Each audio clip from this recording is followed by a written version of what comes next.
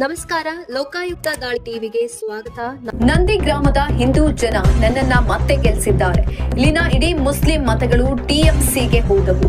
ನಾನು ಇಲ್ಲಿನ ಹಿಂದೂಗಳಿಗಾಗಿ ಕೆಲಸ ಮಾಡುತ್ತೇನೆ ಅಂತ ಭವಾನಿಪುರ ಹಾಗೂ ನಂದಿ ಗ್ರಾಮ ಕ್ಷೇತ್ರದ ವಿಜೇತ ಅಭ್ಯರ್ಥಿ ಸುವೇಂದು ಅಧಿಕಾರಿ ಹೇಳಿದ್ರು.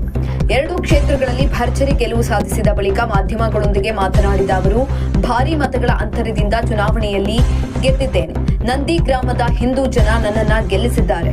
ಇಲ್ಲಿನ ಇಡೀ ಮುಸ್ಲಿಂ ಸಮುದಾಯದ ಮತಗಳು ಟಿಎಂಸಿಗೆ ಹೋಗಿವೆ. ನಾನು ನಂದಿ ಗ್ರಾಮದ ಹಿಂದೂಗಳಿಗಾಗಿ ಕೆಲಸವನ್ನ ಮಾಡುತ್ತೇನೆ ಅಂತ ತಿಳಿಸಿದ್ದಾರೆ.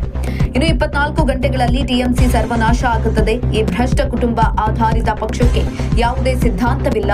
ನಾವು ಗೃಹ ಸಚಿವ ಅಮಿತ್ ಶಾ ಪ್ರಣಾಳಿಕೆಯಲ್ಲಿ ಘೋಷಿಸಿದ ಮತ್ತು ನರೇಂದ್ರ ಮೋದಿ ಅವರು ಮತ್ತೆ ನೀಡಿದ ಭರವಸೆಗಳನ್ನ ಪೂರ್ಣಗೊಳಿಸುವ ಕೆಲಸ ಮಾಡುತ್ತೇವೆ ಅಂತ ಆಶ್ವಾಸನೆಯನ್ನ ಕೊಟ್ಟಿದ್ದಾರೆ. ಇನ್ನು ಟಿಎಂಸಿ ಭದ್ರಕೋಟೆಯಾಗಿದ್ದ ಭವಾನಿಪುರದಲ್ಲಿ ಈ ಬಾರಿ ಹಾಲಿ ಸಿಎಂ ಮಮತಾ ಬ್ಯಾನರ್ಜಿ ಅವರನ್ನ ಸುವೇಂದು ಅಧಿಕಾರಿ ಸೋಲಿಸಿದ್ದಾರೆ. ಬರೋಬ್ಬರಿ 15,105 ಮತಗಳ ಅಂತರದಿಂದ ದೀದಿ ಅವರನ್ನ ಪರಾಭವಗೊಳಿಸಿದ್ದಾರೆ.